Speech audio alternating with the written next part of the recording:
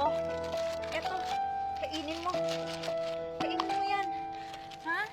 Kainin mo. Oh. Di ba nagugutom ka? Kainin mo. Kamusta naman yung exam mo, sis? For the stress. 1/15. Talaga? Sis, sino ba hinihintay natin dito? Gusto mo mag-coffee muna tayo? Ay, naku, wag na sis. Hinihintay ko kasi si Daddy. Galing siyang abroad. May car kami. Gusto mo sumabay na lang sa amin? Naku, sis, hindi na. Nakakahiya naman sa daddy mo. Hayaan mo, magta-taxi na lang ako. Ano ka ba? Ang bait-bait ni Daddy. Matagal na kasi kaming hindi nagkita. Nag-abroad yun. Kaya, ayun, nagme-make time para sa akin. Alam mo, swerte mo sa daddy mo. Mukhang mahal na mahal ka niya. Oo. Pero, sa Daddy lang. Yung mama ko kasi, pinabayaan kami nun. Kakainis. Alam mo, nakakainis talaga kapag nakakita ako ng mga mama na pinapabayaan yung mga anak nila. Hindi ko yun na-take. Mga iha, baka may kunting barya kayo dyan. Gutom na kasi ako eh. Excuse me? Don't touch me! Ang dumi-dumi mo! Pasensya na iha, kasi wala akong trabaho. May malubha kasi akong sakit. Ew! Wala akong pakialam kung may sakit ka. Oy, nagugutom ka. Hindi ko yun obligasyon na ali. Ano ka ba? Bakit mo ako hinawakan? Sige iha, aalis na lang po ako. Wait, Ale. Teka lang. O ito, pakain mo sa mabahong yan. Oh, eto. Kainin mo. Kainin mo yan. Ha? Kainin mo. Oh.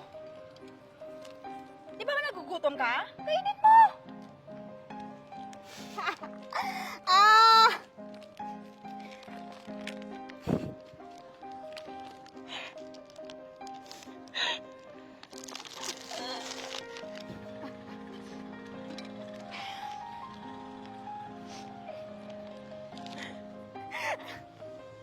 Babe, ano bang ginagawa mo? Hindi ka ba naawa sa kanya? Sa halip na tulungan mo, yun pa yung ginagawa mo? Ewan ko sa'yo. Ah, wait, Ale. Nakalimutan ko po pala. Eto tubig. Baka mabulunan ka. Oh, yan. Baka hindi pa nakapaligo. Babe, ano bang ginagawa mo? Ewan ko sa'yo. Alam mo, babe, ngayon ko nalaman yung totoong ugali mo. Nay, okay lang po ba kayo, Nay? Okay na yan. Okay lang ako, iho. Pasensya na po kayo, Nay, ha? Okay lang. Pasensya na po kayo talaga. Salamat, iho. Okay, Nay, walang anuman. Ano kayang ginagawa ng bata na yan?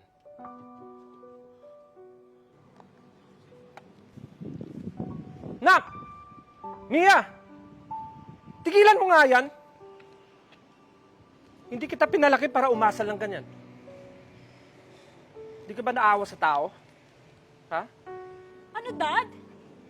Hinakapihan mo pa tong mabahong pulubi na to? Ale, kayo po kayo. Sensya na po sa asal ng anak ko.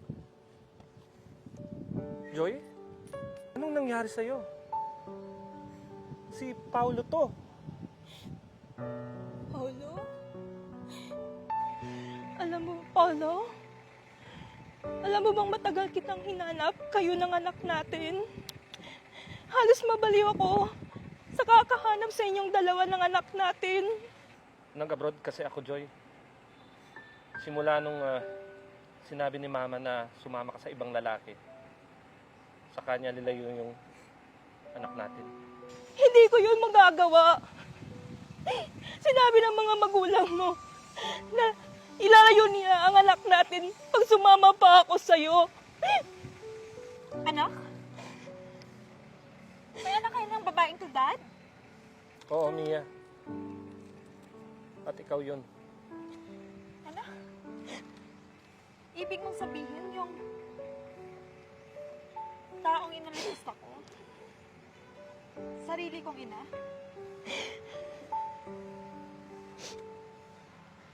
Mia, anak. Alam mo ba walang araw na hindi ako nakakatulog kakaisip sa'yo. Sana mapatawad mo ako sa pagkukulang ko sa'yo. Sana mabawi ko pa ang kulang na panahon na hindi kita nakasama. Patawad, anak. Tawad din, Ma. Kung sino man may humingi ng tawad sa ating dalawa, ako yun. Pasensya ka na, Ma.